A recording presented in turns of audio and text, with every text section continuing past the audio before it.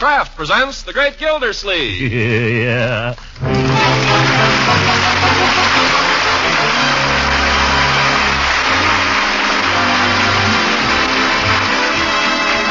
The Kraft Cheese Company, makers of Parquet margarine and a complete line of famous quality food products, presents Harold Perry as The Great Gildersleeve. Kraft brings you The Great Gildersleeve every week at this time. Written by John Wheaton and Sam Moore, music by Claude Sweeten.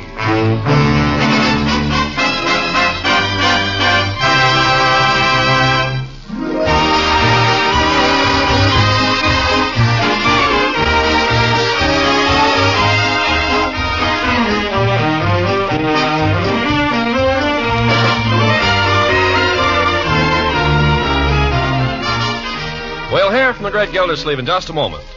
During the holidays, you'll be greeting many old-time friends and acquaintances, and a real way to show your hospitality is to serve the foods they like.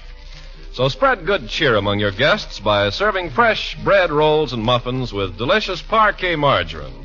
This nutritious spread for America's bread, a favorite in millions of American homes, has a fresh, delicate flavor that's sure to satisfy. Parquet margarine is a spread you'll want to serve your family every day in the year, because Parquet is so high in food energy value, so dependable for vitamin A. In fact, Kraft guarantees every pound of Parquet to contain 9,000 units of vitamin A. So tomorrow, buy this nourishing spread that's so delicious and satisfying. Ask for Parquet, P-A-R-K-A-Y, Parquet margarine. Kraft makes this nutritious spread for America's bread.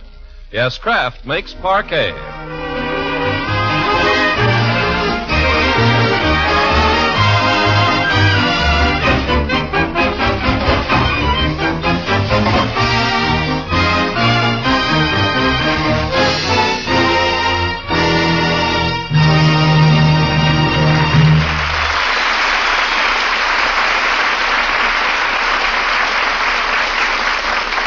Now, how do we find the Great Gildersleeve at this merry Christmas tide? Well, not so merry.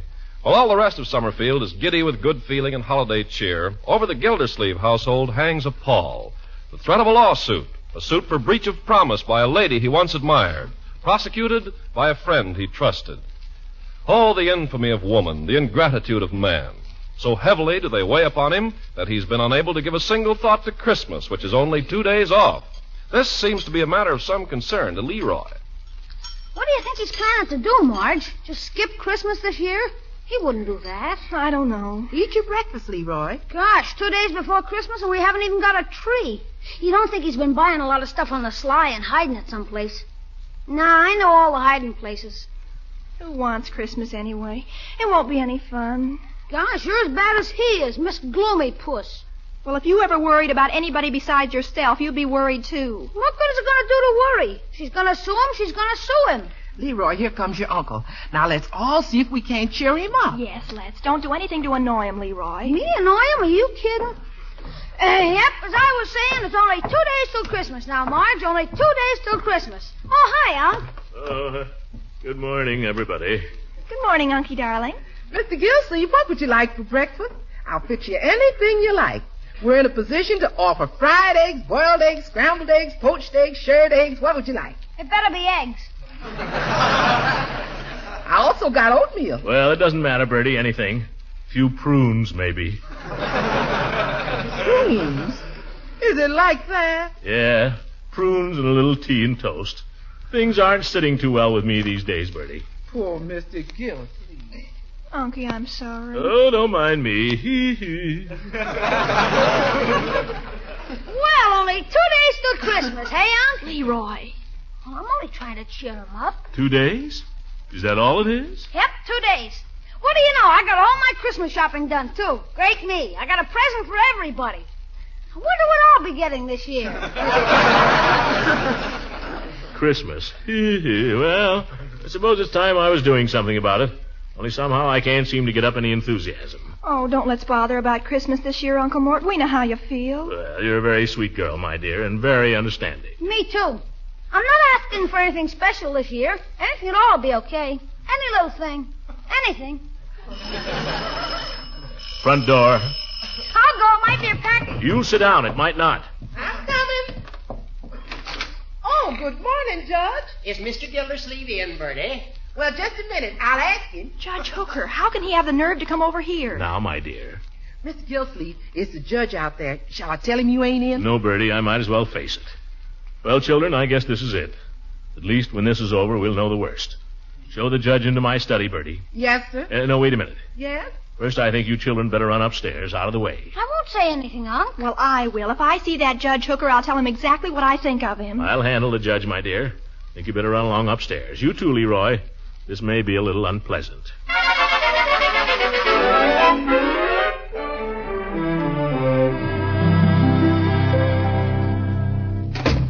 Now, Judge. Gildy, I suppose you think it a little strange of me coming over here like this. Nothing you could do would surprise me anymore, Judge. Nothing. And before you do it, I want to say this. You got me into all this. I know. You came over here and asked me to help you propose to that girl. I know. You gave me a lot of talk about how a friend should help a friend. How John Alden helped Miles Standish with Priscilla. I know. Well, let me ask you this. Did Priscilla turn around and sue John Alden? Did she? And did Standish help her? Well, I'm afraid the sad fact is, Gildy, that our little friend Dolores is no Priscilla. And you're no Miles Standish. Well, let her sue. Go ahead. Draw up the papers. Hire the witnesses. Bribe the jury. I don't care. She can't hang anything on me. Can she? Gildy, believe me, this whole episode has been most distasteful to me. Sure. This hurts you more than it does me. Baloney, you'd sue your own grandmother. Oh, Gildy, I'm your friend, remember? All these years? Why, we played golf together. Never mind the crocodile tears. I mean it. Why, I cut off my right arm. You're left-handed. Well, I cut off both arms before I'd accept a case against my old friend. Oh, sure. Huh? Say that again, Judge. You didn't take the case? You turned her down? Well, Gildy, she has no case. Oh, what do you know? No case. Woman's got no case.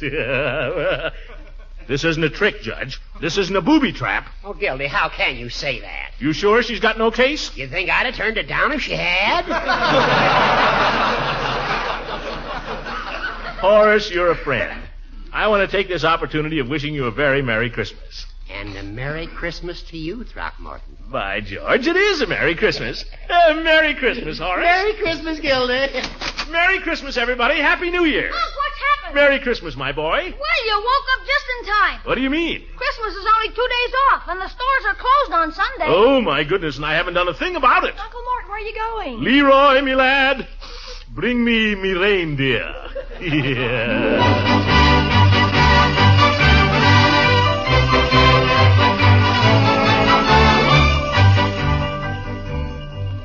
Will there be anything else, sir? Isn't that cute? A regular little train. Will there be anything else? Well, let me see. We got the magic set, the wood-burning set, and the bomb sight, and the... Careful with that pop gun, Sonny. That will be all, then? Let me think. Have I got enough for Marjorie? Marjorie's my niece. Say, I'd like to show you something I bought her. I'd like to get your opinion. Do you mind? Oh, not at all. Oh, there's a lady calling you. Who? Throckmorton of all people. Leela. Well, I was just showing this young lady here what I bought for Marjorie. This, sweater. Oh, it's adorable. Pink. It's got buttons, too. You can wear them up the front or up the back, the girl said. Oh, she'll love it. Well, I'll be right back with your parcel, sir. Huh? Oh, thank you. Oh, it's so nice to see you again, Throckmorton. I could swear you've been hiding. Well, I'm back in circulation again, Leela. And by George, Leela, I've never seen you looking better. Why, thank you. Yes, sir. Christmas has put color in your cheeks or something. And sparkle in your eyes. Oh, I love Christmas, don't you? It's the greatest day in the year, bar none. Say, how about coming over to my house tomorrow night, Christmas Eve? We'll celebrate. Just the family. You know, popcorn, candied apples and stuff. And I'm getting in a whole ton of mistletoe. Why, Throckmorton, whatever for? Yeah.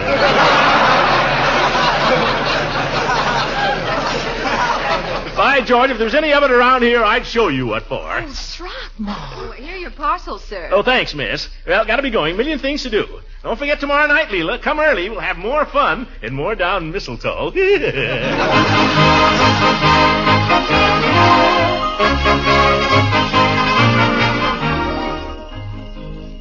Greetings, Floyd. Greetings of the season. Well, if it ain't Father Christmas. Hi, Commissioner. Come right in. I can't stay, Floyd. I'm in the midst of my Christmas shopping. Yeah, well, I ain't even got around to mine. Keep putting it off, you know what I mean? Got nobody to take care of but the wife, anyway. Well, Christmas comes once a year, Floyd. I think we ought to make Oh, an not effort. that I'm complaining, you understand. She's okay, Ruthie is. Just got her little ways, that's all. Now, you take like last year. I was sore about something. I forget what. So I wasn't going to get her nothing. Well, sir, the day before Christmas, didn't a Salvation Army band have to set up in front of the shop here and play hymns all afternoon? On the way home that night, I laid out $11 for an electric iron. Of course, the next day I could have kicked myself. But that's the trouble with me. I'm soft-hearted. Floyd, the only trouble with you is you're human. I wouldn't be ashamed of it. By the way, if you're not doing anything tomorrow night, I'd like to have you drop over to my house. You know, say Merry Christmas, just the family. Well, thanks, Commissioner. I'd like to do that. Glad to be on my way now. Don't forget your wife, Floyd. Get her something nice. You know, women are sentimental about Christmas. Well, I guess I'm kind of sentimental myself. Like this morning now. She got up before I did and cooked me a nice big breakfast of kippered herrings. You know, on the way down to the shop, I had half a notion to stop in somewhere and buy her a bottle of perfume. I might do it yet. Oh, I think she'd like that, Floyd. Yeah, I might even buy her one of them sets, you know, where they got the perfume and the bath powder and the... Oh, there I go again. Just a sucker for kippers. Well, so long, Commissioner. Yeah, so long, Floyd.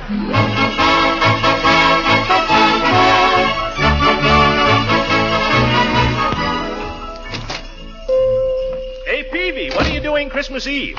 Christmas Eve? Well, Mrs. Peavy and I usually just spend Christmas Eve together, you know. Sort of a family custom. Well, I don't want to upset any family customs, Peavy. I just thought if you weren't doing anything. Well, we don't do anything, really. We just sit there and listen to the radio.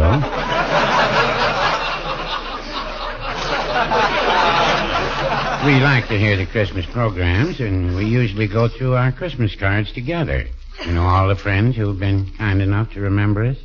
People we haven't seen for a long time, a lot of them. And Mrs. Peavy has a little drink she makes. Mulled cider. It's very good. That's about all we do. Not very exciting, but it's kind of nice. And along about 10 o'clock, we just hang up our stockings and go to bed. Peavy, you still hang up your stockings? Oh, yes. Yeah, but who fills them? Mr. Gildersleeve, who do you think fills them? Peavy, you're not going to tell me you hear jingle bells in the night. Well, no, I wouldn't say that, no. No, I wait until after Mrs. Peavy's asleep, and then I sneak downstairs and fill her stocking myself. And she gets up before I'm awake in the morning and fills mine. It's just a little game we play. By George, Peavy, I'll bet you have more fun than anybody. Well, now, I don't know. Maybe I do. Well, try to come round to the house if you can, Peavy. We'll be glad to see you.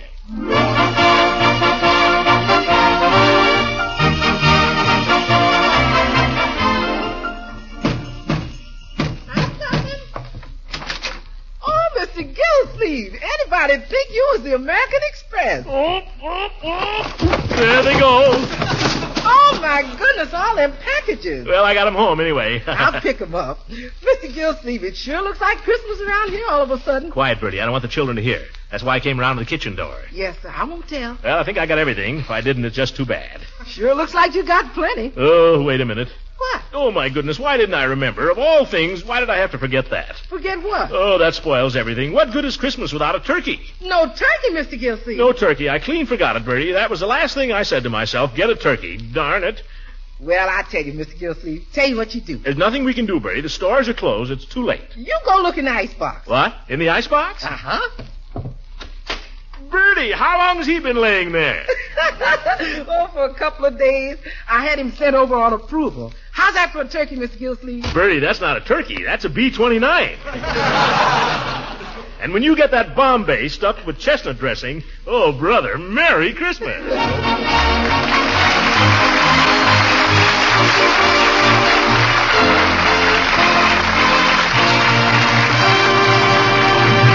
Gildersleeve will be with us again in just a few seconds. If Christmas shopping has made a big dent in your family budget, you're probably thinking right now of ways to economize. Well, that economy can start right with your food budget. And here's a timely suggestion. Buy economical Parquet margarine, the delicious spread for bread that's made by Kraft. Parquet is a top-notch energy food, one of the very best. Parquet is fortified by Kraft with vitamin A, 9,000 units to every pound. And parquet has a flavor that's truly delicious, a flavor that's fresh, delicate, satisfying. So for an economical spread that's both delicious and highly nourishing, buy and serve Parquet. P-A-R-K-A-Y. Parquet margarine made by Kraft. Remember to ask for the Kraft quality spread. And that's Parquet.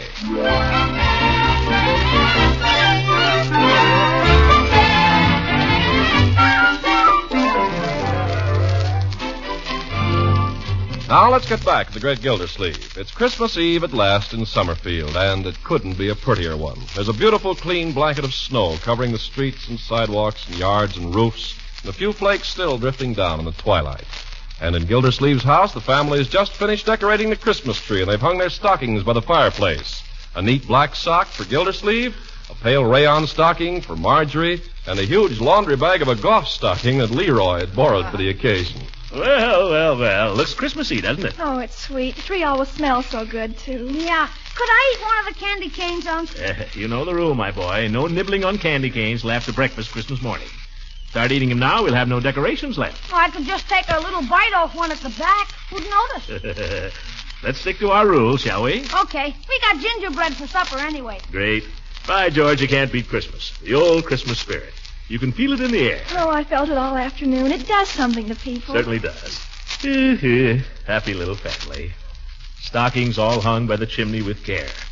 By George, let's read that. What do you say? Oh, that's kid stuff. That's right, and I feel like a kid on Christmas Eve. Is the book still over here with the fairy tale? That's where it belongs. Now, Lee. Be nice. If Uncle Mort wants to read it, let's not spoil it for him. Oh, for corn's sake, he reads it every year. Never mind. Shut up and be nice. Okay, I can be just as nice as you. Ah, here it is. Same old book, same old pictures. Fellow wearing a nightcap. That shows how old this book is. Now sit down, Leroy. Marjorie, just about got time to read this before supper. All settled? I'm fine. Leroy? Shoot the bunk to me, Unc.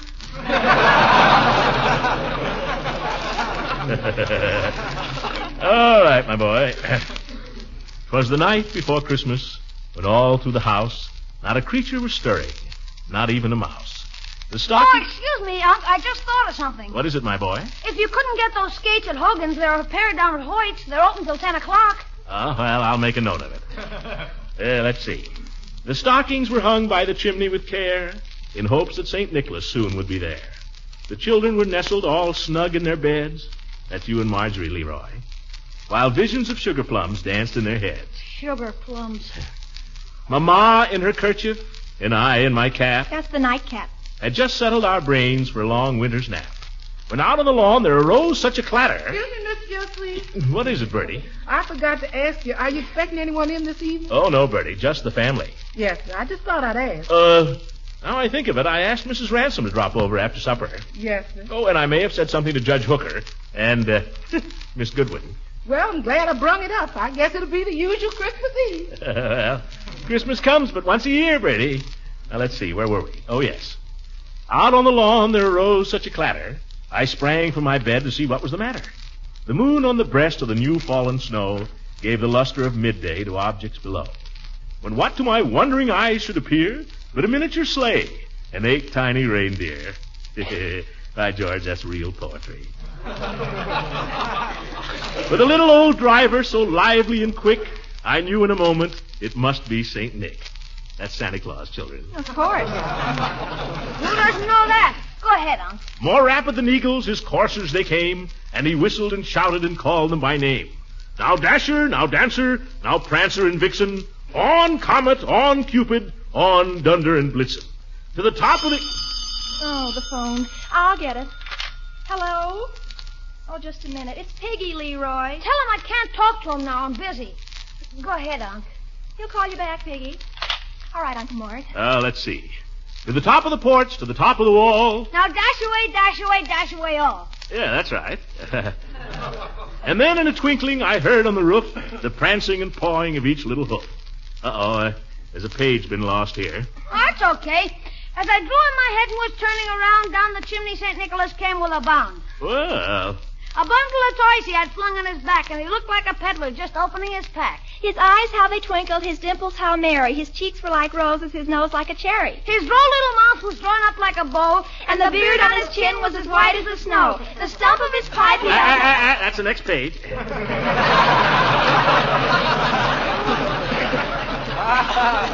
The stump of his pipe he held tight in his teeth, and the smoke had encircled his head like a wreath. He had a droll face and a little round belly that shook when he laughed like a bowl full of jelly. Just like you, Unc. Yeah, you think so? Look, Marge, see it shake? No more than anybody else's. Yeah, thank you, my dear.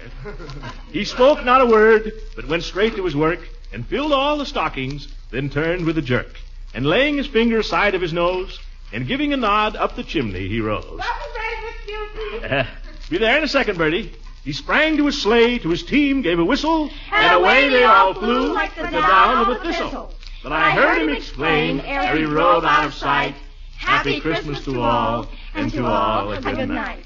Well, by George, that's a great book. None better. Oh, I love it. What do you say, Leroy? Well, great for kids. Well, come on, kids. Let's eat.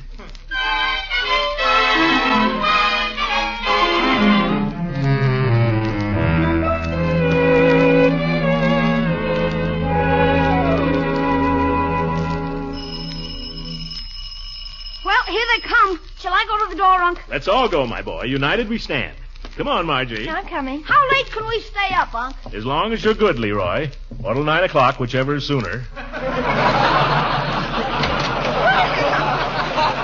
Merry Christmas, everybody. Merry Christmas. Come on in, Leela. I'd better leave my galoshes here on the porch. They're pretty snowy. You want me to hold those packages, Mrs. Ransom? Well, now, that's very thoughtful of you, Leroy. But no peeking now, you hear? One of those is for you. For me?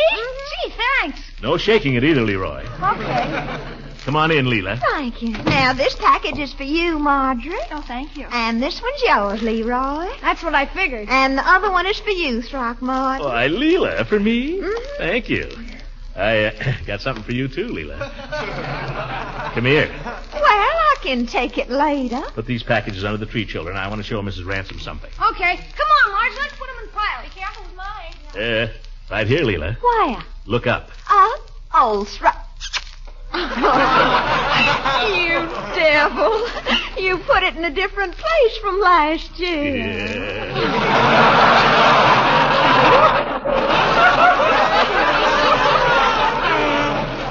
Leela, I've got it everywhere. There isn't a spot in the whole house where you'll be safe. Throckmorton, you are simply terrible. Hey, what's going on here? Come over here and I'll show you, Leroy, dear. Oh, no, you don't. You've got 5 o'clock shadow.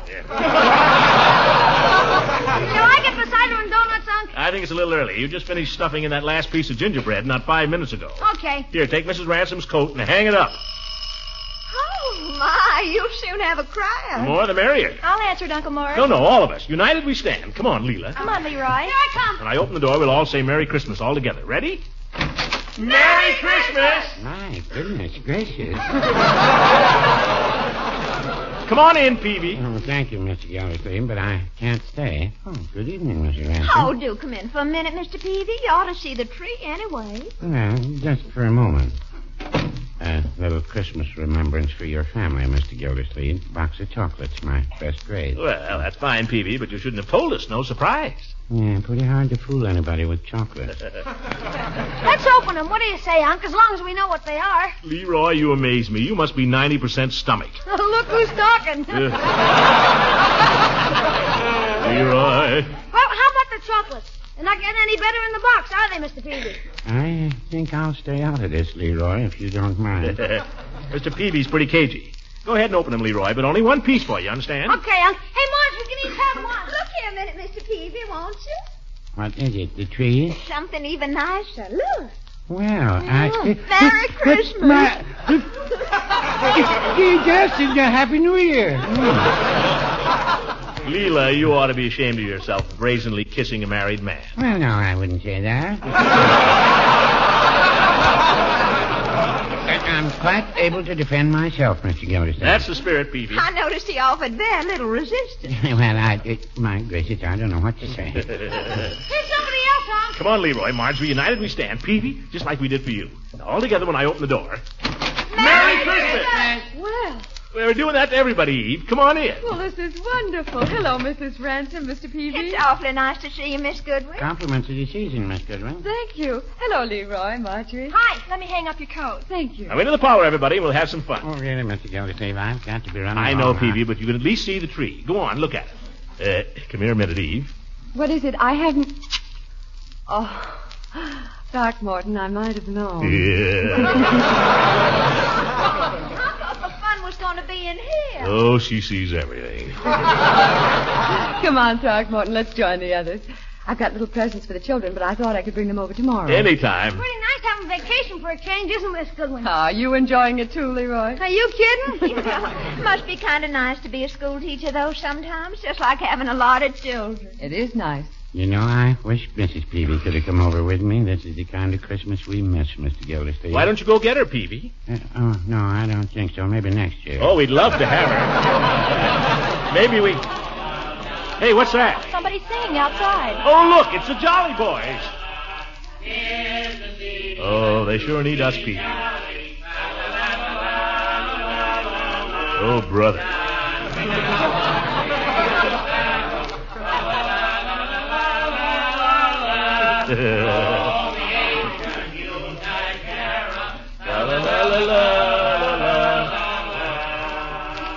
Great Merry Christmas, Jolly Boys. Yeah, come on in, fellas.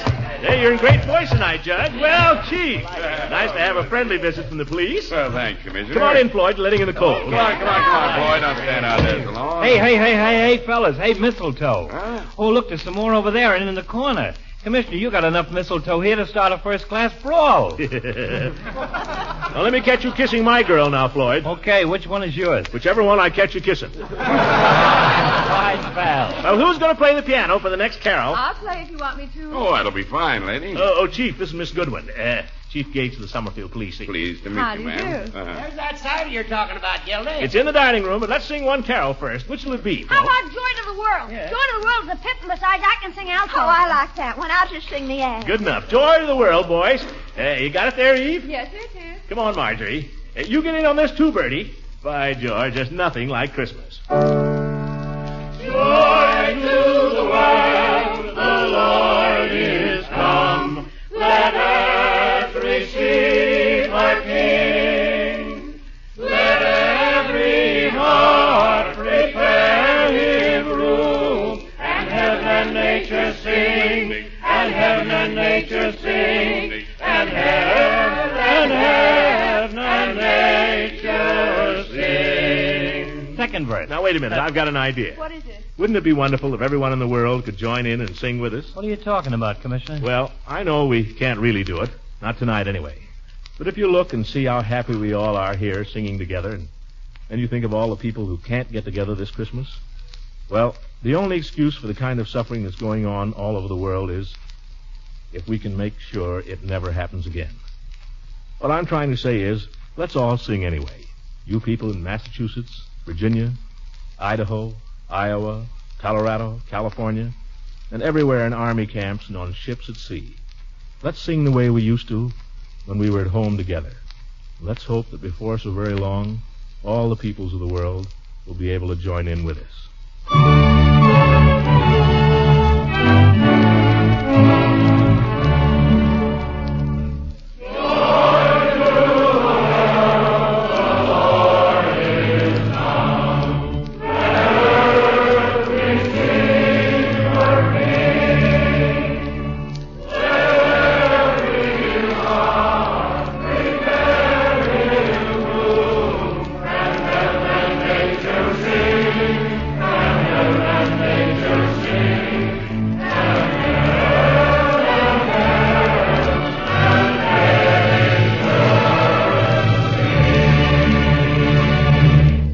Ladies and gentlemen, Merry Christmas and God bless you.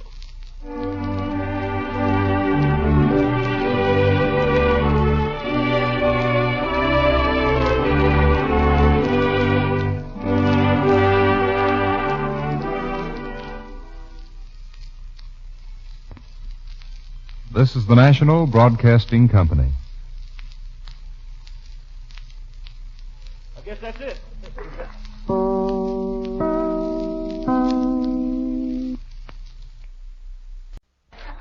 Kraft presents The Great Gildersleeve.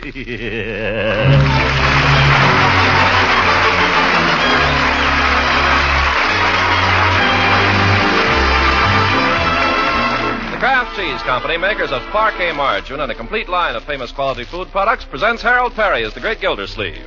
Kraft brings you the Great Gildersleeve every week at this time, written by John Wheaton and Sam Moore, with music by Claude Sweeten.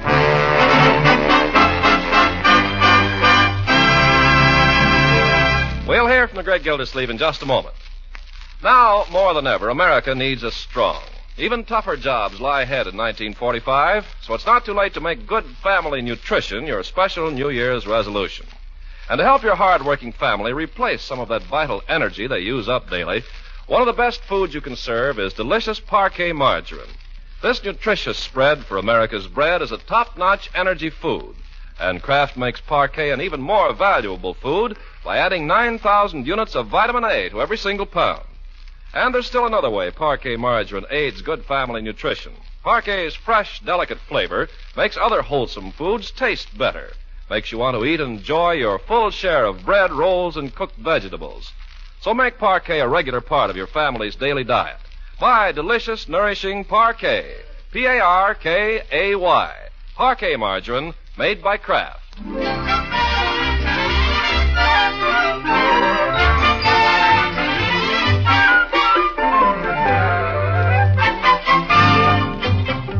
Now let's join our friend the Great Gildersleeve as he winds up the year 1944. It's the day before New Year's in Summerfield, and Gildersleeve, after considerable pressure from Leroy and with considerable reluctance on his own part, finds himself at last on skates. That is, he stands nervously on his old rockers at the edge of Tolly's Pond, while Leroy and Marjorie cut fancy figures on their new Christmas tubulars. Hey, look out, Leroy! Oh! Don't worry, I'll never hit you.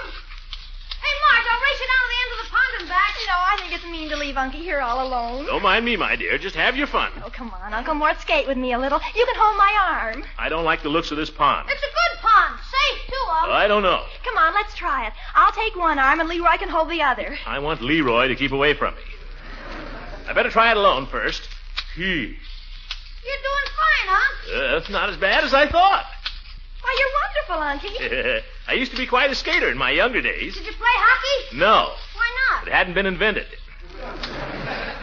By George, this is fun. Come on, Marjorie. I'll race you down to the end of the pond. Okay. Wait a minute. I got a better idea. Let's play I Got It. You've got what? I got it. It's a game like tag, only everyone chases the one that's got it. Well, who's got it? I have. Well, you won't have it long. Chase him over here, Uncle Mort, and I'll get him. No, sir. I'm going to catch him myself. Oh, yeah? Why, you... Oh!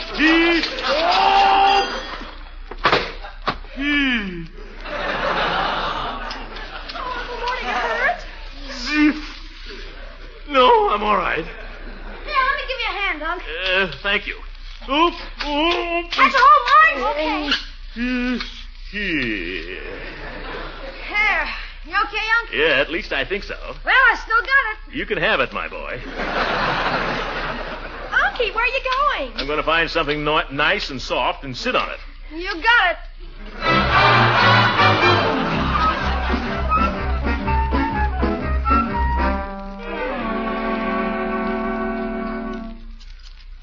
You almost finished, Floyd? Pretty near, Commissioner. You getting fidgety? No, my back's a little sore. Hurts when I move. Sit still, then. Hurts when I sit still too long. Well, won't be long now, as the monkey said when his tail got caught in a lawnmower. You gonna make a little whoopee tonight, Commissioner? No. No whoopee? No. Judge Hooker hooked me into an evening at the Lawyers Club. You can just imagine the kind of whoopee goes on there. How'd you happen to get sucked into that, anyway? Last I heard, the judge was going to handle that suit against you for that senorita. Well, he said she had no case. In fact, he was so friendly about it that I thought I ought to spend New Year's Eve with him. Oh, one of them things. Well, you should squawk. We got to spend the evening with the wife's folks. That makes me feel better. Yeah, they're pretty strict. Father ain't a bad guy. Probably like to sneak out with me if he got a chance. But her mother... Oh? What's the matter with her? Used to have money. Claims she did, anyway. To hear her tell it, she was practically an heiress, and the old man come along and married her when she wasn't looking. Oh. If you ask me, he's the one wasn't looking. Yes, sir, she's... Ow! What's the matter? Did I nip you? Why don't you sharpen your scissors, Floyd? I hone these scissors every day. Must have run into a tough hair. All my hairs are identical. Just watch it. I'll watch it. But as I was saying, the old lady claims she used to have money, so she always acts like everybody else was some kind of a bum from across the tracks. But if she was an heiress, her old man must have been a burglar, because her table manners never come from Park Avenue. Uses a knife and fork like a bulldozer. Aren't you almost through, Floyd? I guess so. Well, here comes another customer. Hi, Judge. Happy New Year, Floyd.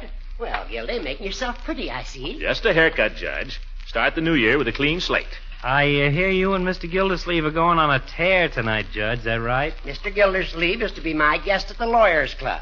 We have an annual entertainment. I hear it's pretty wild, though. Women climbing out of pies and all that. Now take it easy, Floyd. There'll be nothing like that on the evening's agenda. Agenda? Is there going to be an agenda? I was being humorous, Gildy. Oh. The program will consist principally of our annual mock trial. Trial, huh? Who's the prisoner? The year 1944 will be on trial for its life. I play the part of Father Time, and Judge Hofstadter is the prosecutor. Last year, he gave a summation of 1943. It was about as brilliant a piece of history as you ever heard. History? You'll enjoy it, Gildy. Some of the side remarks are very funny, too. Well, it sounds great, Judge, but... I never forget last year when Walter Irving, of counsel for the defendant, told the court that 1943 would go down in history as the year of sulfanilamide and penicillin. Hofstadter objected on the grounds this statement was drugged in.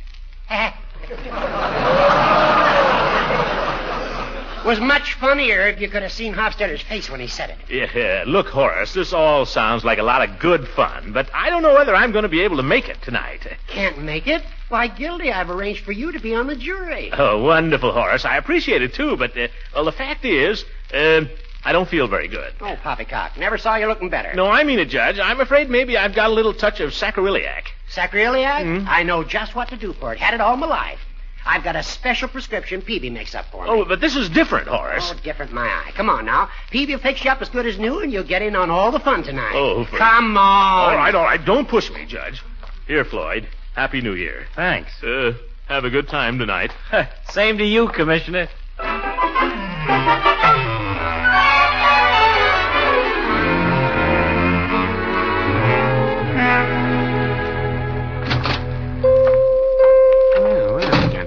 Brings you here? Judge Hooker brings me here, Peavy. He claims you got a magic remedy for sacroiliac. Well, no, I wouldn't say that.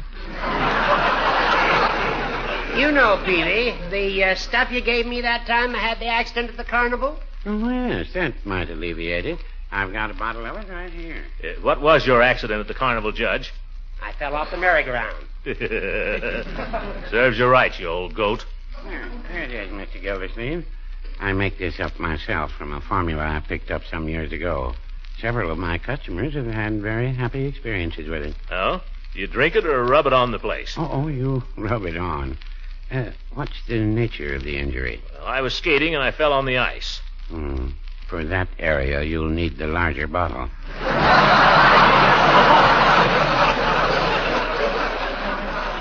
Now, see here, Peavy. Yes. You too, Hooker. This is no matter. I'm a sick man. You just rub this on and lie quiet for a couple of days. That's right. Lie quiet, Judge. That's the very thing. That's ridiculous. I never had to lie quiet. Yeah, and you never got cured. I'm not taking any chances. Now, you're just trying to get out of going to the Lawyers Club. Why, Horace, how can you think that? All right. If you don't want to come, don't come. Goodbye. Goodbye yourself.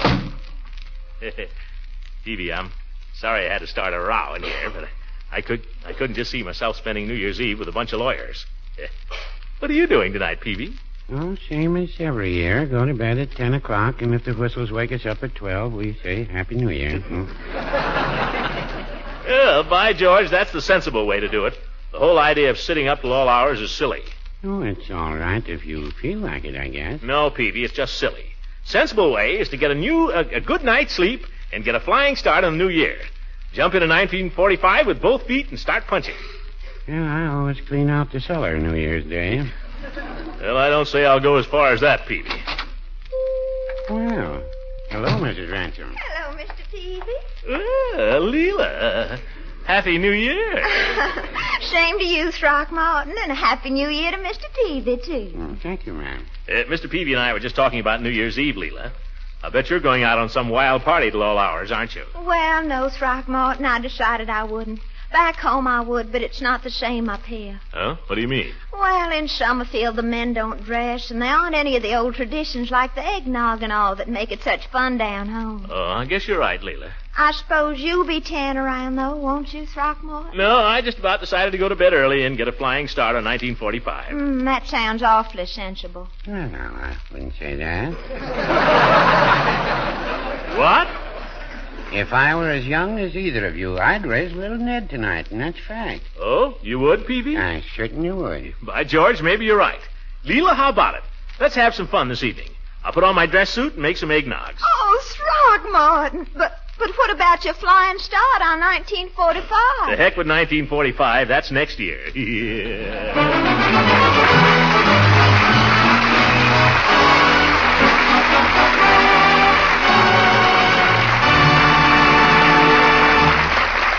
Great Gildersleeve will be with us again in just a few seconds.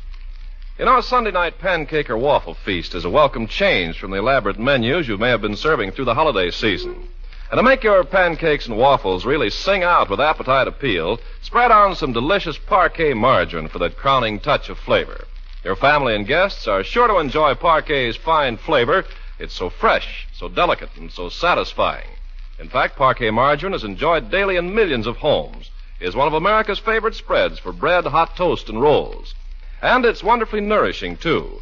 Parquet is high in food energy value, and Kraft guarantees every single pound of parquet margarine to contain 9,000 units of important vitamin A.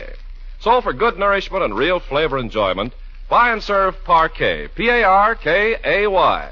Parquet margarine made by Kraft. Yes, Kraft makes Parquet.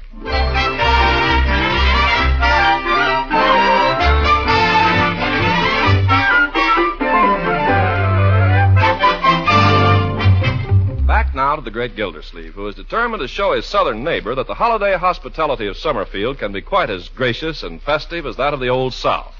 With Marjorie going out for the evening with friends and Leroy spending the night at Piggy's, he figures he should have a free hand. Well, we'll see. Oh, here he comes down the stairs and all dressed up.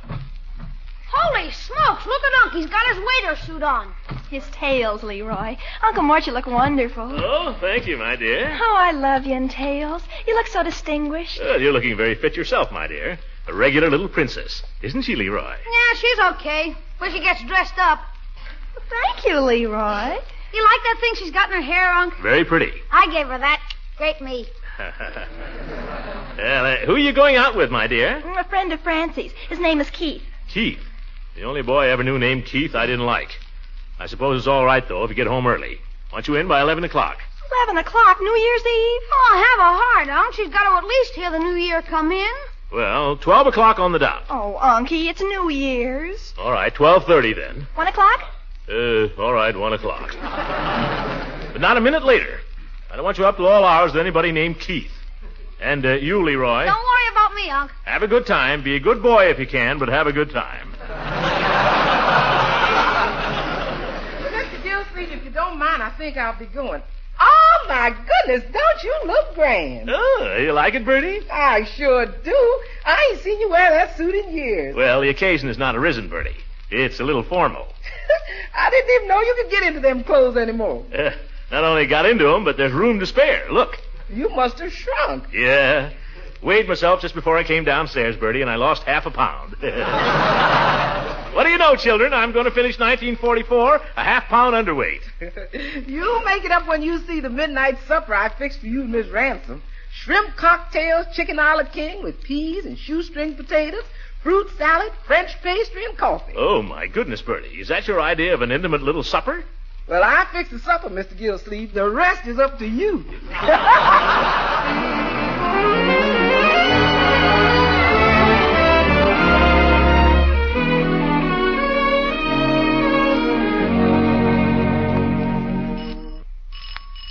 Well, that's about time. 11:30. That's women for you. Oh, well. Well, Throckmorton, you darling, you dress. What did I tell you? Oh, that just makes the evening. Men always look so handsome in evening clothes. Well, let me turn on a little light here. Let me take...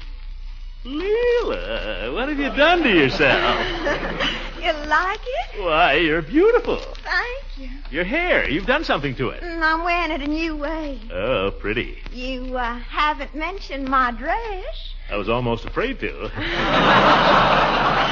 Oh, you. I declare you Yankees pay the prettiest compliments. Of course, you don't mean a word you say. Don't you believe it. Oh, almost forgot. Here, for you. For me? Bonjour, florist. Now, what could it possibly be? Why don't you open it? Flowers, a corsage. Oh, Throckmorton, this is too wonderful. Nothing cheap about Gildersleeve. I know. I'm going to be old-fashioned and wear 'em right here. You need something there.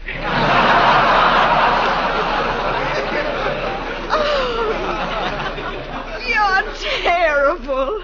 Oh, this is going to be such fun. You don't know the half of it. The children are out. Bertie's out. We got the whole place to ourselves.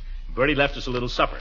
You know, intimate. Oh, how romantic. What do you say we eat it right now? I'm so hungry I could eat a horse. Oh, not yet, Throckmorton. Yeah, but I'm starved. I went easy on dinner so I'd be able to hand it. All we have to do is warm it up. Oh, not before midnight, Throckmorton. That would spoil it. All right, 12 o'clock then. Well, shall we go in the living room then? Let's. Ladies first. Oh, you've still got your tree up. I'm so glad. Well, the children hate to let it go. I know. Let's turn on the tree lights and turn out all the others. It's more romantic that way, don't you think? Yeah, and more fun, too. Oh, it's like fairyland. Makes me feel like a child again. Me, too. Let's just sit here hand in hand and look at it for a while, shall we? Okay. I said hand in hand. Sorry, Leela. You know, I thought you'd never get here, Leela. 11:30, just sitting here in my dress suit. I balanced my whole checkbook. Oh, well, I'm sorry if I kept you waiting, Throckmorton, but I thought you'd want me to be pretty for you tonight. Yeah, that's all right. I guess you had a lot to do.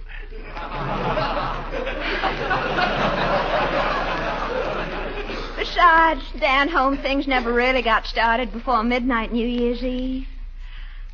Just think, a year ago at this time I was in Savannah visiting. And 2 years ago, you were right here. So I was. And 3 years ago, I didn't even know you, Throckmorton. Think of that. Tempus Fugits. Oh, it was all so short. We met, we were engaged. And your husband turned out? Poor Beauregard. It was such a shock after believing he was dead all those years. And then to have him go the way he did, kicked by a mule. Yeah, I know.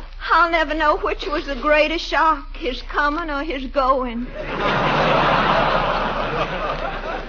Oh, and after that, what happened to us, Throckmorton? I don't know, Leela. We just drifted apart, I guess. You went into mourning, and I buried myself in my work. You went chasing after Eve Goodwin. No, Leela, there was never anything like that. I liked Eve, and I admired her. I still do. But we were never right for each other. We found that out. You're the girl for me, Leela. You mean that? I was crazy not to know it all along. Oh, then what about this Miss Del Rey? Dolores, is that her name? Oh, nothing in that either, Leela. Never was. No, that was strictly Judge Hooker's mistake. Well, I'm glad to hear you say that, Throckmorton. Yeah, forget Dolores. I have. Let's just talk about you. Oh, let's talk about the first time we met.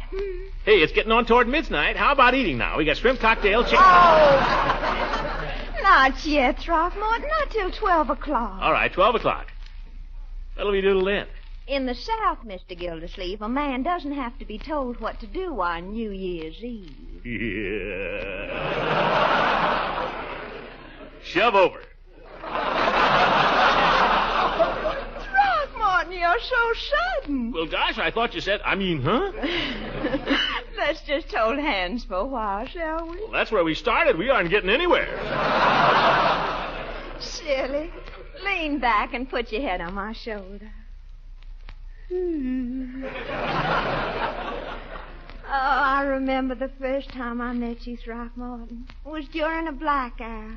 About time we had another. I came to the door, and there you stood, so handsome in your helmet and your flashlight.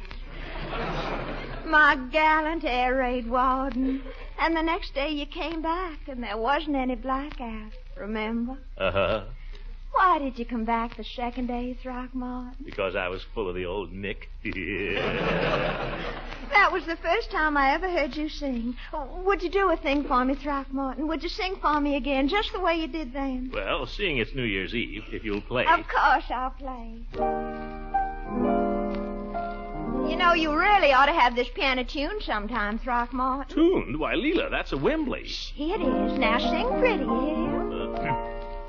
Speak to me of love and say what I'm longing to hear. Tender words of love, repeat them again, I implore you. Speak to me of love and whisper these words to me, dear. I adore you. Listen, a whistle. Oh, it's the old tack factory. Throckmorton, it's 12 o'clock. It's midnight. So it is. Well? Let's eat.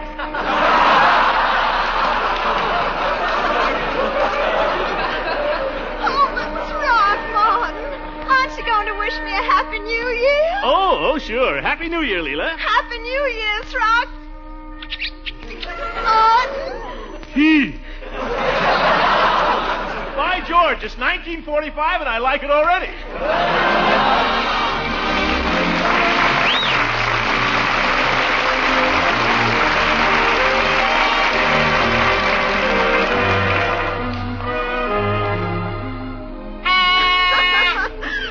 Throckmorton, you look so silly. Happy New Year, Leela. Happy New Year. Oh, that awful horn. I found it in Leroy's room, left over from last year. Have another pastry, Leela. Can't let him go to waste. Oh, I couldn't possibly. Well, I might just take care of one more. Another eggnog? Oh, no. Not that they aren't wonderful, you understand. Old family recipe. Oh, honestly, Throckmorton, I haven't had such fun since Mardi Gras. Since what? Since Mardi Gras. Haven't you ever been to Mardi Gras in New Orleans? Never been south of Youngstown. Oh, you'd love it. And if you ever go, you must look up my cousin, Tupper Hathaway. He belongs to all the clubs, and he knows just everybody. Oh, Cousin Tupper. Well, I'll make a note of that. Oh, you'd love Mardi Gras, Throckmorton. It's so gay. All they do is have banquets and dance in the streets and blow horns and make love to strange girls. Ooh, that sounds great. They all wear masks, you understand, so nobody can prove anything. Well, not a bad idea. I got a horn. Wish I had a mask. Silly. Pretend you don't know me, Leela, and I'll give you a big kiss. Throckmorton, I'm trying to tell you about Mardi Gras. I'm listening. Go ahead. They wear masks. Those are the mummers. That's what they call them. Mummers, eh? Mm-hmm. Honey child, come kiss you the old mama. Oh, I declare you'd be a riot, New Orleans. I'm a riot right here in Summerfield. Oh, it's such fun down there, Throckmorton. Everybody is everybody's friend. That's what's so wonderful about it. Great. You run into a perfect stranger on the street and you invite him right into your house for an eggnog or whatever. It's perfect. Oh, that's what I miss about the South. That friendliness, that gaiety and hospitality. Listen, we can be just as friendly and hospitable right here in Summerfield as any place in the South. Oh, but people never do. That's a challenge. Come on, Leela. Where are you going? Get your coat on. We're going out and get hospitable. We'll whoop it up. We'll blow horns and ring bells. You're not serious. I mean it. Grab your coat there, Leela. We'll wish everybody a Happy New Year. If we see any strangers, we'll invite them in for an eggnog. If we run into any girls, they better look out. Throckmorton, what's got into you? Mardi Gras, the spirit of carnival. That's me. Yippee! Come on, Leela. You get to kiss all the men, and I get to kiss all the girls. Woohoo! Throckmorton, you're not... Don't hang back now, Leela. Come on. I'll show you how we do it in the old suit. Happy New Year, everybody! Happy New Year! What a town. You try to make merry, and there's not a soul in sight. Oh, wait a minute. There's somebody. Where? Coming up the block. Hail to thee, blithe spirit.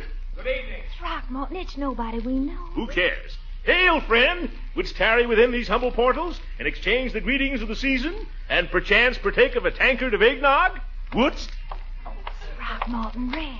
By golly, I'm glad to find somebody up. Maybe you could help me. Gladly, brother, gladly. Step right in. Welcome to Liberty Hall. Oh, what a day. I'm telling you, since 9 o'clock this morning, and I've still got one more to deliver. Brother, consider your last delivery made. Fie, out upon it, for it's the season of feasting and good cheer, egad. Huh? Have an eggnog. Well, thanks. I don't care if I do. I don't know who you are, but Gersh is my name. I'm, Brother, we care not who you are or whence you came. You're welcome here. Well, gosh, thanks. I didn't get the name. I am the king of the carnival. This is my attendant nymph, the fair Leela. Leela? Meet Mr. Gersh. How do you do? You mustn't mind Mr. Gildersleeve. He's just, you know it's New Year's. Hey, wait a minute. Gildersleeve, did you say? Yeah, that's right. Throckmorton P? Oh, the very same. Well, here's a paper for you. Oh, what's this? Notice of civil action in the case of Dolores Del Rey versus Throckmorton P. Gildersleeve. Oh! Breach of promise, looks like. Happy New Year! Happy New Year? Here. Give me back that eggnog, brother.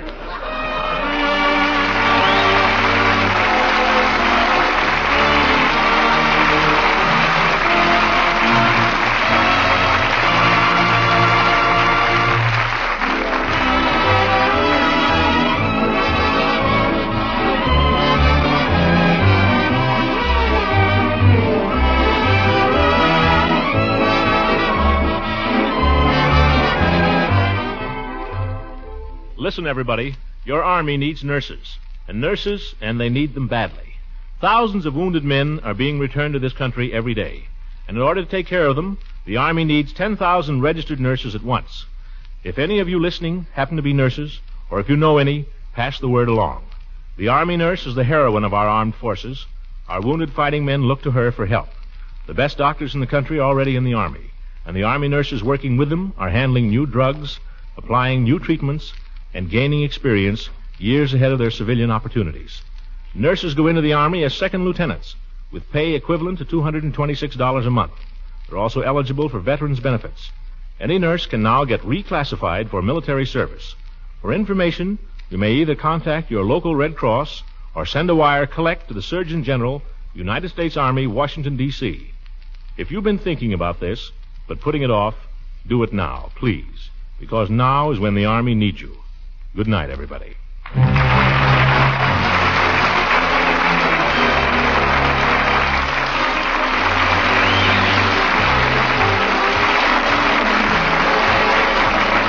Music on this program was directed by Claude Sweeten. This is Ken Carpenter speaking for the Kraft Cheese Company, makers of Parquet margarine and a complete line of famous quality food products. Kraft invites you to listen again next week for the further adventures of the great Gildersleeve.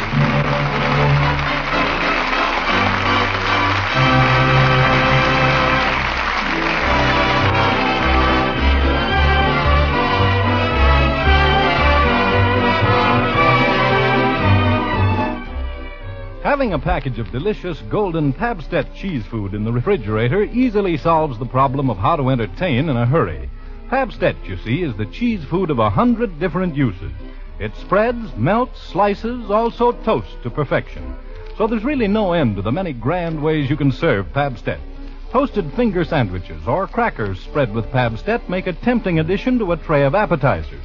Fruit salads take on added appetite appeal when served with Pabstet. And it goes without saying that a smooth, luscious cheese sauce made with Pabstet and poured over macaroni, vegetable, or chicken dishes will be a hit at any meal. So buy delicious, nourishing Pabstet for cheddar cheese flavor at its best. Don't forget, ask your dealer for Pabstet, the delicious golden cheese food.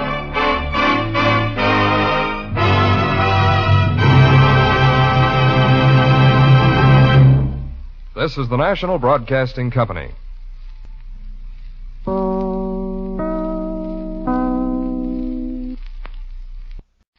The Great Gildersleeve. A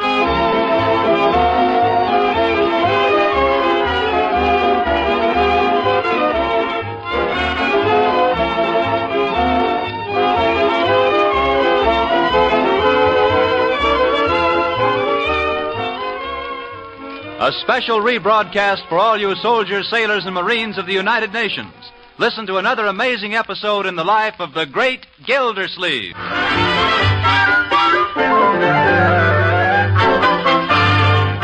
Now let's join the Great Gildersleeve. He's already tried 3 times to get his old friend Judge Hooker on the telephone. Hello, Judge. About time you got up. Listen, get over here right away, will you?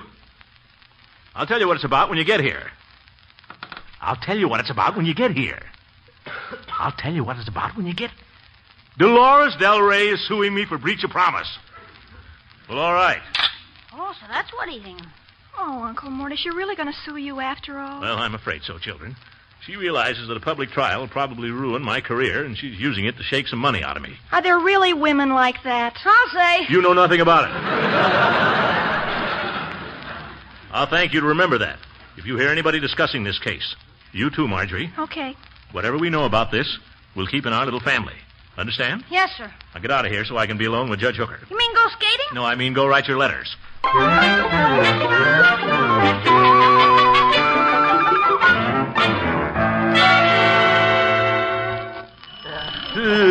There's the judge. Listen, Hooker, take a look at this. What is it? The fella handed to me last night. I'll just get my glasses on here. Oh, take your time, Judge. There's just a man's good name and reputation at stake, that's all. Now, let's see. What have we here? Mm-hmm. Yeah. Willfully and with intent to deceive. All seems in good order. Well? Gildy, do you know what this means? No, Judge, what? You're being sued. Ye gods, I don't need a lawyer to tell me that, Judge. What am I going to do about it? That's what I want to know. Well, in the first place, you have to file an answer. Look, Judge, you told me yourself only 1 week ago that the woman has no case. How about that? Well, that was my personal opinion, Gildy. I merely gave it to you for what it was worth. Well, for what it's worth, you can have it back.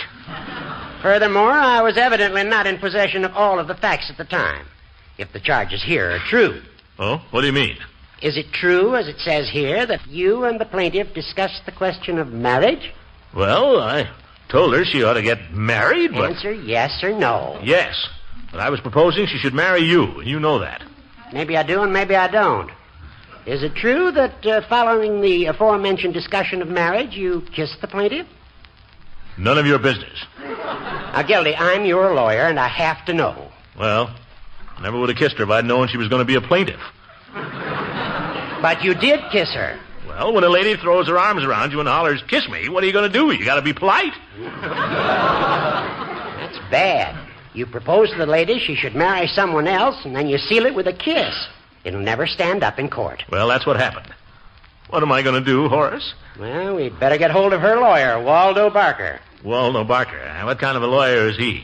Well, they call him Weeping Waldo. Good man in front of a jury. I'll call him in the morning. You'll call him right now. But, Gildy... You get a hold of him and tell him we'll be right over there.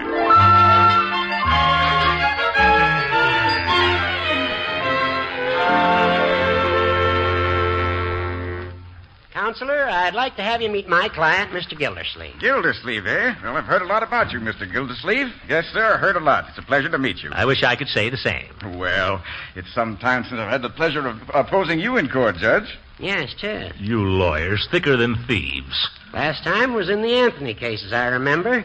It involved a dog. Yes. One of the best witnesses I ever had. Said nothing and did as he was told. I won that case, as I remember.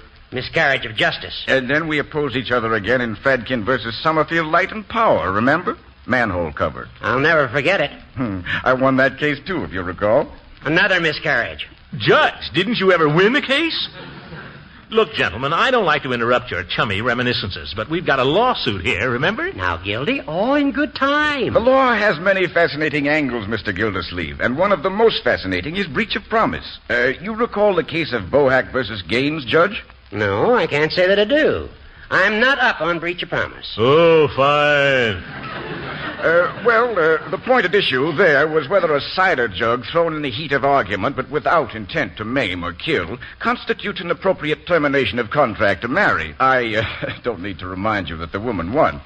I might point out, however, Counselor, that the facts are a little different in this case. Oh, I quite agree. I merely mentioned it because it was interesting. No. This is an open and shut case, if I ever saw one. Hey. Now, that we're not prepared to admit. In fact, the whole thing is nothing but a frame-up, Counselor, and you know it. Oh, now, Gildy. Now, Commissioner, let's not get excited. I understand your feelings. You're a man of some reputation in this town, and a thing like this can be very embarrassing. It might even cost you your career, not to mention the cost of defending a long, drawn-out suit in court. But it doesn't need to get to court. Oh? What do you mean? Well, if they're handled in the proper way, these things can be settled out of court. How much?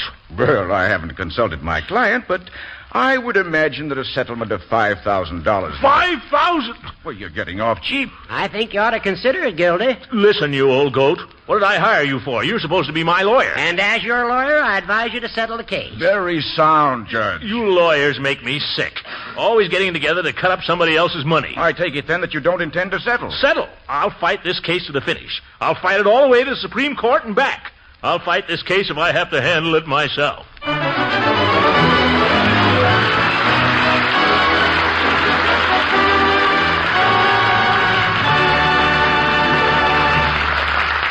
The great Gildersleeve will be with us again in just a few seconds.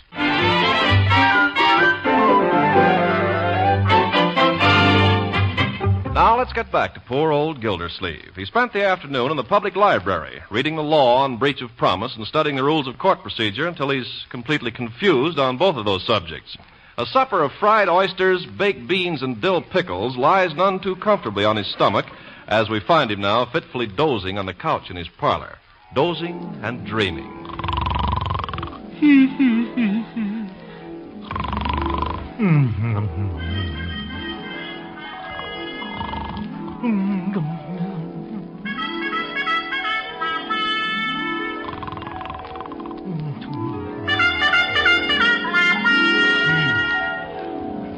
Ladies and gentlemen, oyez, oyez, oyez. The Superior Court, Summerfield, is now in session. Let all transgressors be brought to the bar of justice to pay the penalty demanded by the law. And here is your judge for this afternoon's trial. That celebrated star of bar and bench, Carl W. Hofstetter. Thank you, Clerk of the Superior Court, and good afternoon, ladies and gentlemen. First case. Del Rey versus Gildersleeve. Is the court stenographer ready? Yes, Your Honor. Plaintiff's counsel ready? Yes, Your Honor. Defendant's counsel ready? I'm handling my own case, Your Honor. You are. I object. Objection overruled. The court will now hear the opening statement for the plaintiff. Mr. Barker. Your Honor, and my very good friends, the jury. This is an action in breach of promise instituted in behalf of the plaintiff, Miss Dolores Del Rey, whom you see sitting there before you. And by the way, did anyone ever look lovelier? Lovely, lovely. I shall prove to you before this trial is over that this little flower, this tender blossom, who sits here bathed in the dew of her tears, has been the victim of this designing monster. I object. Objection overruled. Proceed. As my first witness, it gives me great pleasure to introduce to you at this time the little lady herself, Miss Dolores Del Rey.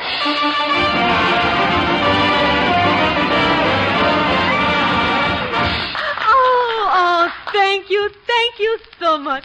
Gentlemen of the jury, Miss Del Rey. Oh, I love you all. And now, Miss Del Rey, I'd like to have you meet Judge Hofstetter. I am charmed. You know, I think I meet you someplace before, Judge, no? Could be. You don't happen to know Kitty McClure, do you? Oh, but she's one of my best friends. Well, what do you know? Say, what are you doing after? I object. What? Oh, objection sustained. The court is out of order. You're telling me. Attorney for the prosecution will continue with the witness. Miss Del Rey, we know how painful all this must be to you. But I'm going to ask you to try to recall for the jury. Is it not true that this man here, Mr. Gildersleeve, was at one time very dear to you? Oh, please. You see, gentlemen, simple and trusting. She came to him wide-eyed like a child. To him, it was just another conquest. But to her, it was the flowering of true love. Ah, love. What a world of tender meaning lies within that one word, love. Poets have written whole poems about it. Men have died for it. And this poor child, you see what it has done to her. Has the clerk got a handkerchief? Handkerchief for his honor. Oh, thanks. Proceed. Miss Del Rey, I am going to ask you only one question. Is it not true that Mr. Gildersleeve, on various occasions, made to you protestations of undying affection? Is it not true that he begged you to marry him? Is it not true that he subsequently spurned you in a cruel and unusual manner? Oh, please. Her tears are your answer, gentlemen. I rest my case. Help the lady down from the stand there, somebody. Not everybody! Jury, stay in your box. Well, Mr. Gildersleeve, have you any defense? I certainly have, Your Honor.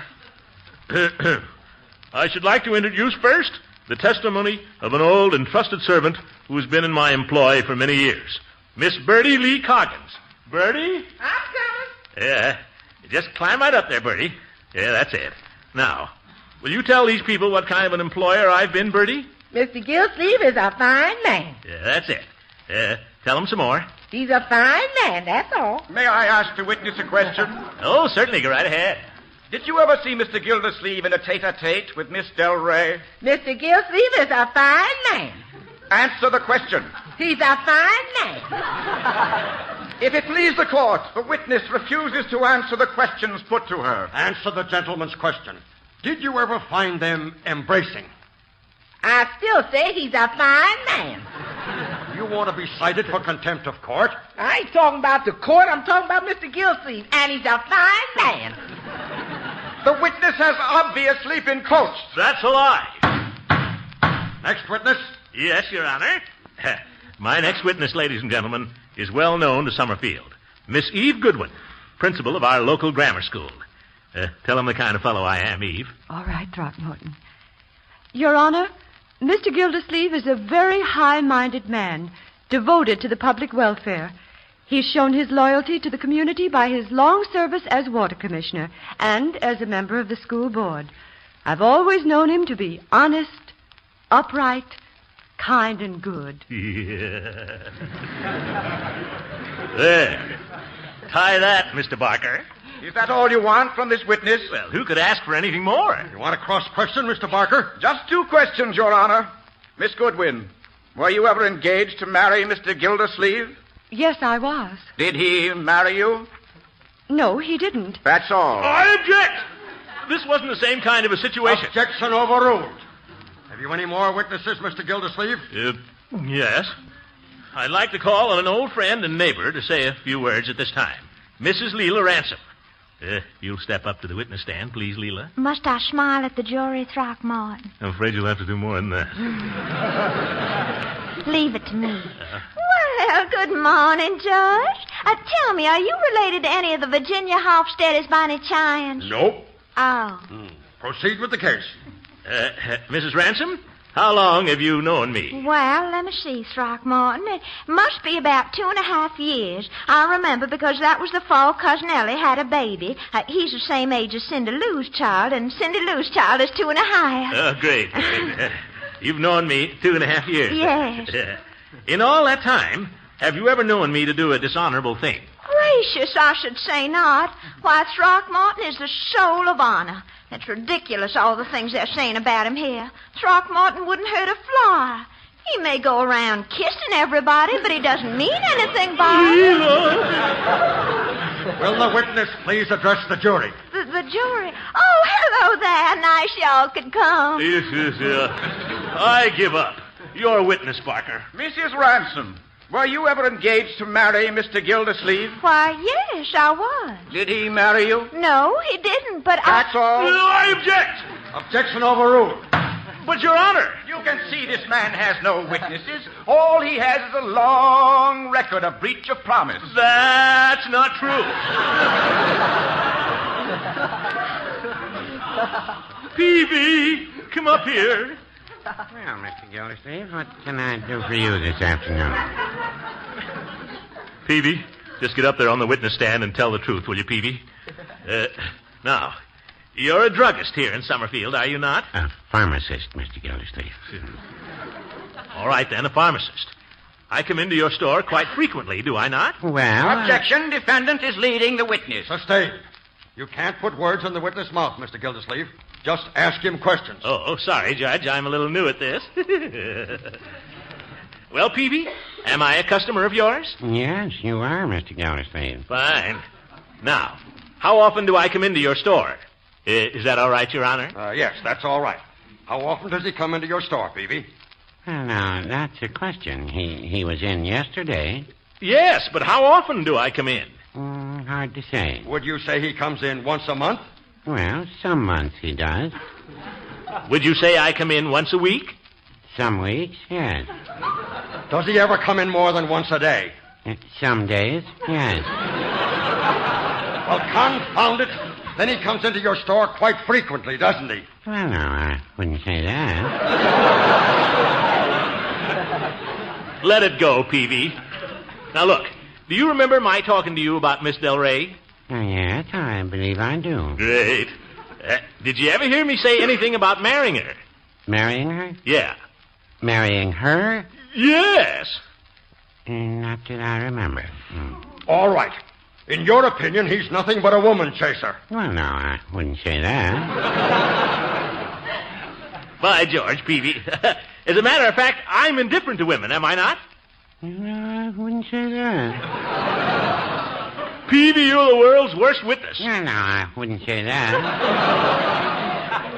I give up. Your witness, Barker. I pass. Well, any more witnesses for the defense? I guess not, Your Honor. I guess I'm through. Is that all? Well, you've got no case whatsoever, Gildersleeve. But, Your Honor, I never thought of marrying this woman.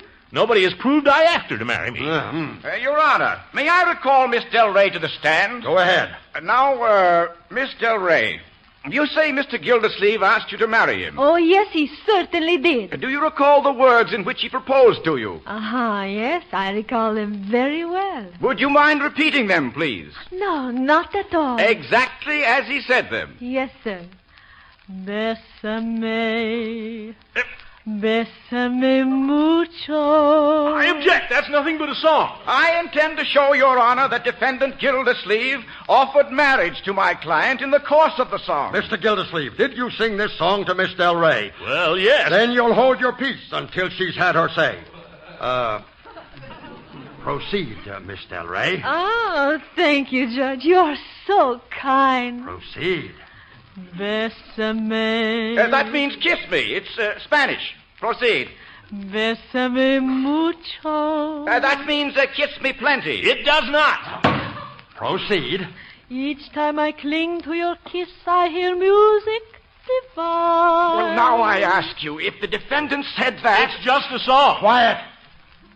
This is a musical treat the court seldom enjoys. Bésame mucho. Kiss me. You too. Yeah. Hold me, my darling, and say that you'll always be mine. I don't like to interrupt the court's pleasure, but I wish to call particular attention to that last phrase. Hold me, my darling, and say that you'll always be mine. There's the whole thing in a nutshell. Let the lady sing. This joy is something new. My arms enfolding you. Never knew this thrill before. Whoever thought I'd be holding you close to me, whispering it to you, I adore. Beautiful. Lovely. And they call this justice.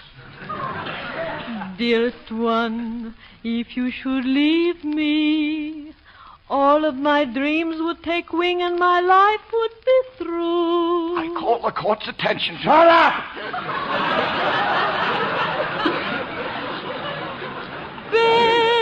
Bésame mucho, love me forever, and make all my dreams come true. Oh, thank you, Miss Del Rey. Well, I don't know how you fellows feel about it in the jury, but that's enough for me. What? How about it, boys? Have you reached a verdict? Wait! Well, what is it you wish to say, you fiend in human form? I want a lawyer. Sorry you've had your chance. All right, gentlemen, you may give your verdict. No!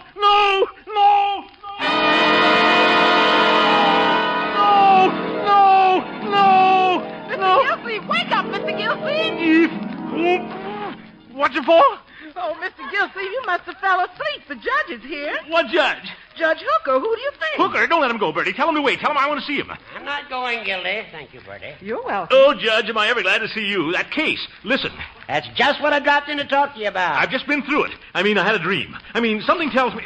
never mind. We've got to settle it, Judge. Do anything but settle it. But you can't settle it now, Gildy. He'll double the ante. He'll make it 10,000 instead of 5. No, Gildy, we'll do it your way. What do you mean? I'm going to fight. That's the stuff. Yes, by golly, they can't scare me. I'll carry this case all the way to the Supreme Court. I'll fight this thing through to the finish if it takes every cent you've got.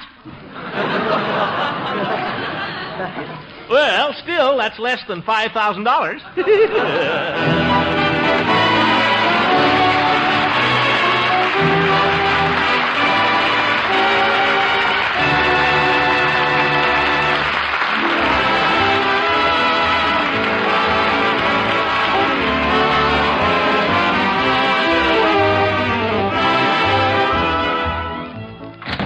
Hey, Gildy, I just had a better idea.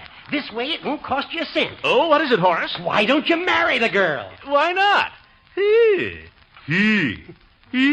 I better sleep on it. Good night, everybody.